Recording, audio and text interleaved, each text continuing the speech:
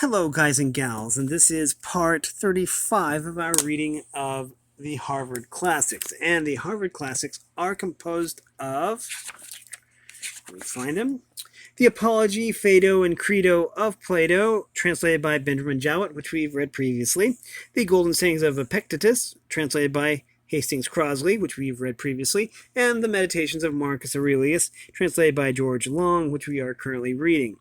Edited by Charles W. Elliott, LLD, with introduction and notes, and we're going to go over the copyright information, which clearly says that it is copyright 1980, 1937, and 1907 by Grolier Enterprises Corporation and manufactured in the United States. And we made it to, I believe it was chapter 10, number 2 of the readings of Marcus Aurelius, and we are going to continue from that point. Number 2. Observe what thy nature requires, so far as thou art governed by nature only. Then do it and accept it. If thy nature, so far as thou art a living being, shall not be made worse by it, and next thou must observe what thy nature requires, so far as thou art a living being. And all this thou mayst allow thyself, if thy nature, so far as thou art a rational animal, shall not be made worse by it. But the rational animal is consequently also a political or social animal. Use these rules, then, and trouble thyself about nothing else. Number 3, everything which happens either happens in such wise as thou art formed by nature to bear it, or as thou art not formed by nature to bear it. If then it happens to thee in such a way as thou art formed by nature to bear it, do not complain, but bear it as thou art formed by nature to bear it. But if it happens in such wise as thou art not formed by nature to bear it, do not complain, for it will perish after it has consumed thee. Remember, however, that thou art formed by nature to bear everything, with respect to which it depends on thy own opinion, to make it endurable and tolerable, while thinking that it is either thy interest or thy duty to do this. Number 4. If a man is mistaken, instruct him kindly and show him his error, but if thou art not able, blame thyself, or blame not even thyself. Number 5. Whatever may happen to thee, it is prepared for thee from all eternity, and the implication of causes was from eternity spinning the thread of thy being and of that which is incident to it. Number 6. Whether the universe is a concourse of atoms or nature is a system, let this first be established, that I am a part of the whole which is governed by nature. Next, I am a manner and intimately related to the parts, which are of the same kind with myself. From remembering this, inasmuch as I am a part, I shall be discontented with none of the things which are assigned to me out of the whole. For nothing is injurious to the part, if it is for the advantage of the whole. For the whole contains nothing which is not for its advantage. And all natures indeed have this common principle, but the nature of the universe has this principle besides, that it cannot be compelled even by any external cause to generate anything harmful to itself. By remembering then that I am a part of such a whole, I shall be content with everything that happens, and inasmuch as I am in a manner intimately related to the parts which are of the same kind with myself, I shall do nothing unsocial, but I shall rather direct myself to the things which are of the same kind with myself, and I shall turn all my efforts to the common interest and divert them from the contrary. Now, if these things are done, so life must flow on happily, just as thou mayst observe that the life of a citizen is happy who continues a course of action which is advantageous to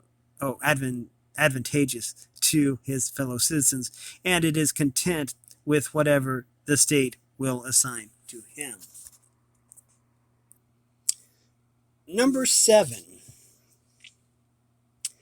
The parts of the whole, everything I mean, which is naturally comprehended in the universe, must of necessity perish. But let this be understood in this sense, that they must undergo change. But if this is naturally both an evil and a necessity for the parts, the whole would not continue to exist in a good condition, the parts being subject to change and constituted so as to perish in various ways. For whether did nature herself design to do evil to the things which are parts of herself, and to make them subject to evil and of necessity fall into evil, or have such results happened without her knowing it?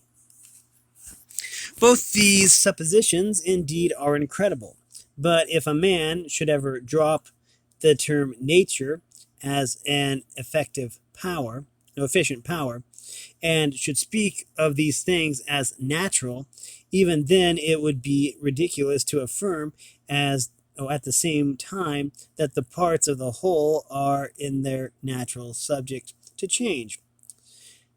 In their nature subject to change. Okay.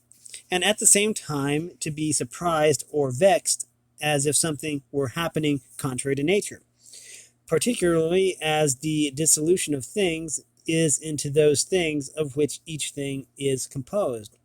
For there is either a dispersion of the elements out of which everything has been compounded, or a change from the solid to the earthy and from the airy to the aerial, so that these parts are taken back into the universe, into the universal reason. Whether this at certain periods is consumed by fire or renewed by eternal changes. And do not imagine that the solid and the airy parts belong to thee from the time of generation, for all these received its accretion only yesterday and the day before, as one may say, from the food and the air which is inspired. This then, which has received the accretion, changes not that which thy mother brought forth. But suppose that this, which the mother brought forth, implicates thee very much with the other part, which has the peculiar quality of change. This is nothing, in fact, the way of objection to what is said. Number 8. When thou hast assumed these names, good, modest, true, rational, a man of equanimity, and magnanimous, take care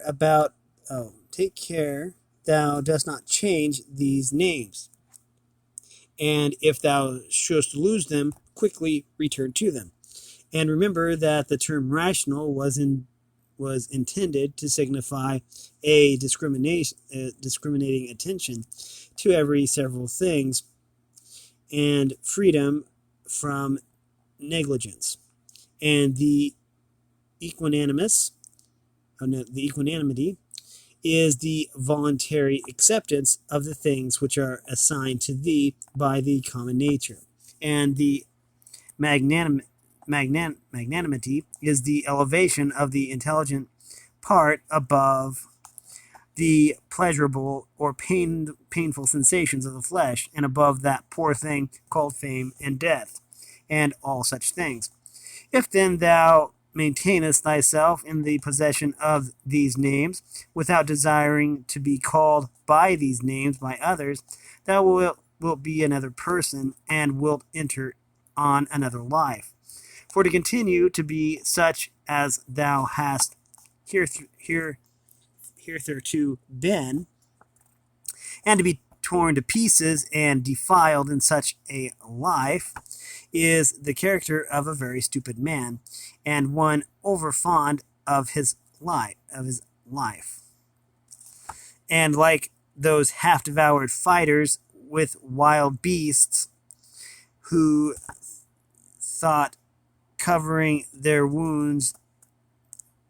with wounds and gore, still entreat to be kept to the following day, though they will be exposed in the same state to the same claws and bites. Therefore fix thyself in the possession of these few names, and if thou art able to abide in them, abide as if thou wast removed to certain lands, to certain islands of the happy. But if thou shalt perceive that thou fallest out of them, and dost not maintain thy hold, go courageously into some nook where thou shalt maintain thee, or go, or even depart at once from life, not in passion, but with simplicity and freedom and modesty, after doing this one laudable thing, at least in thy life, to have gone out of it thus. In order, however, to the remembrance of these names, it will greatly help thee if thou rememberest the gods, and that they wish not to be flattered, but wish all reasonable beings to be made like themselves. And if thou rememberest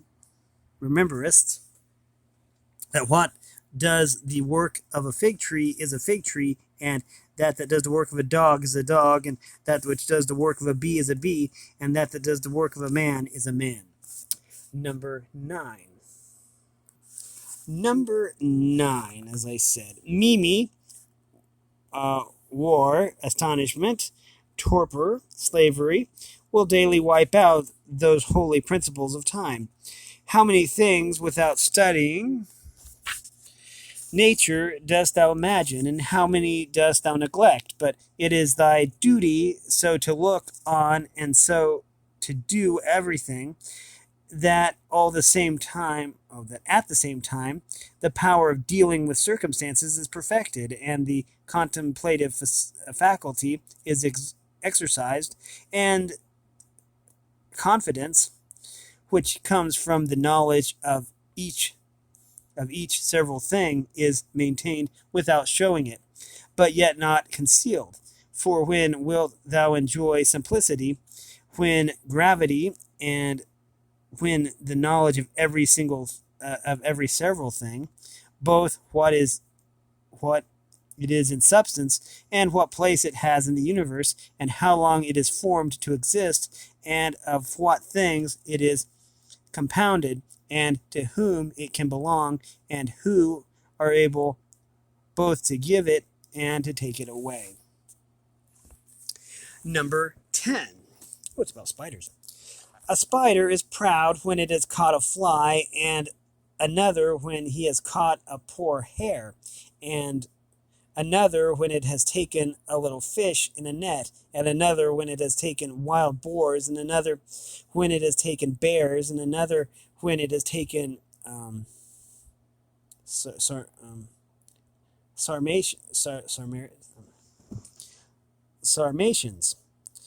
Are not these robbers, if thou examinest thy opinions?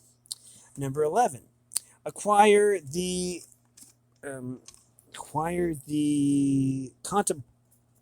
contemplative way of seeing how all things change into one another, and constantly attend to it, and exercise thyself about this part of philosophy.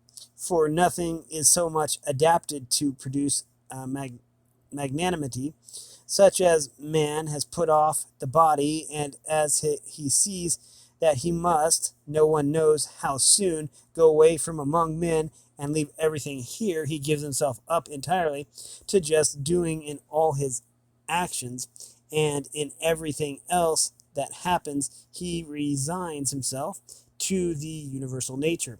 But as to what any man shall say, to think about him or do against him, he never even thinks of it, being himself contented with these two things, with acting justly and what he now does, and being satisfied with what is now assigned to him.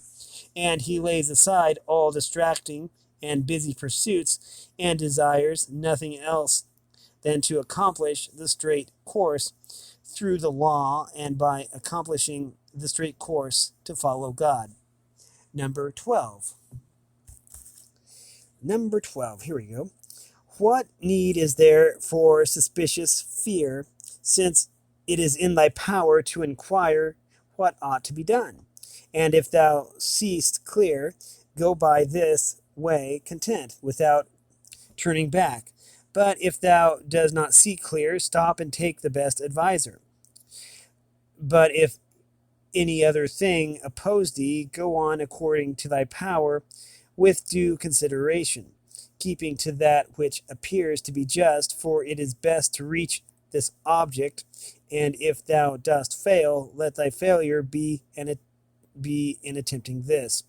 He who follows reason in all things is both tranquil and active at the same time, and also cheerful and collected. Number 13, inquire of thyself as soon as thou wakest from sleep, whether it will make any difference to thee. If another does what is just and right, it will make no difference. Thou hast not forgotten, I suppose, that those who assume ignorance, arrogant airs, is bestowed their praise or blame on others, are such as they are in bed and at board. And thou hast not forgotten what they do, and what they avoid, and what they pursue, and how they steal and how they rob, not with hands and feet, but with their most valuable parts, by means of which there is produced, when a man chooses fidelity, modesty, truth, law, a good demon, happiness. Number 14. To her who gives and takes back all to nature, the man who is instructed and modest says, give what thou wilt, take back what thou wilt. And he says this not proudly, but obediently, and well pleased with her. Number 15. Short is the little which remains of the short is the little which remains to thee of life. Live as on a mountain, for it makes no difference whether a man lives there or here. If he lives everywhere in the world, as in a state, political, community, let men see, let them know a real man who lives according to nature. If they cannot endure him, let them kill him, for that is better than to live life thus, as men do. Number 16, no longer talk at all about the kind of man that a good man ought to be, but be such. Number 17, constantly contemplate the whole of time and the whole of substance, and consider that all individual things as to substance are a grain of a fig, and as to time, the turning of a gimlet. Number 18, look at everything that exists and observe that it is already in dissolution and in change, and as it were putrefaction or dispersion, or that everything is so constituted by nature as to die. Number 19, consider what men are when they are eating, sleeping, generating, easing themselves, and so forth. Then, what kind of men they are when they are imperious and arrogant or angry and scolding from their elevated place. But a short time ago, to how many they were slaves, and for what things, and after a little time consider in what a condition they will be.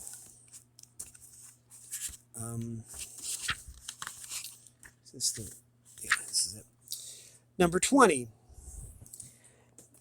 That is for the good of each thing when the universal nature brings to each, and it is for its good at the time when nature brings it. Number 21, the earth loves the shower, and the solemn ether loves, and the universe loves to make whatever is about to be.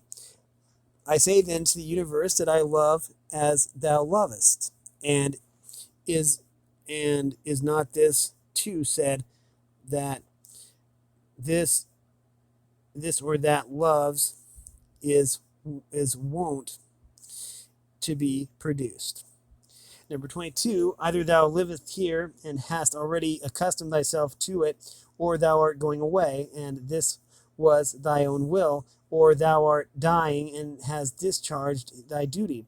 But besides these things, there is nothing. Be of good cheer then. Number 23, let this always be plain to thee that this piece of land is like any other, and that all things here are the same with things on the top of the mountain, or on the seashore, or wherever else thou choosest to be. For thou wilt find just what Plato says, dwelling within the walls of a city, as in a shepherd's fold on a mountain. The three last words are omitted in the translation. Okay. Number 24. What is my ruling faculty now to me? And of what nature am I now making it? And for what purpose am I using it? And is it void of understanding? Is it loosed and rent asunder from social life? Is it melted into and mixed with the poor flesh so as to move together with it? Number 25. He who flies from his master is a runaway, but the law is master. And he who breaks the law is a runaway.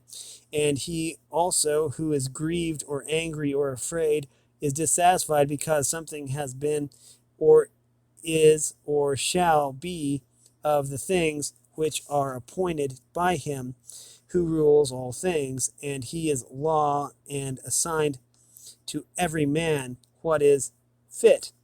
He then who fears or is grieved or is angry is a runaway. Number 26.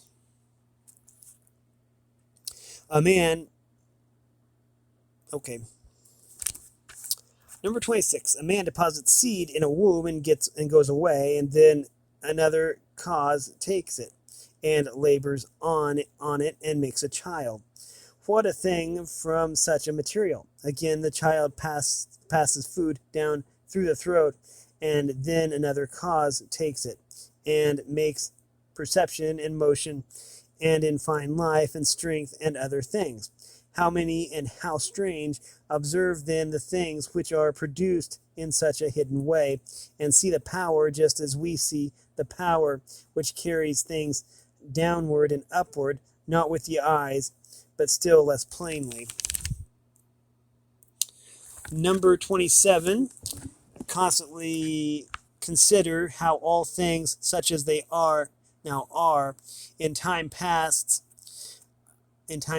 also were, and consider that they were, then they will be the same again, and place before thy eyes entire dramas and stages of the same form, whatever thou hast learned from thy experience or from older history, for example, the whole court of Hadrianus, and the whole court of Antonius, and the whole court of Philippus, Alexander, Croesus, for all those were such dramas as we see now, only with different actors. Number 28 looks to be kind of long. We'll do it.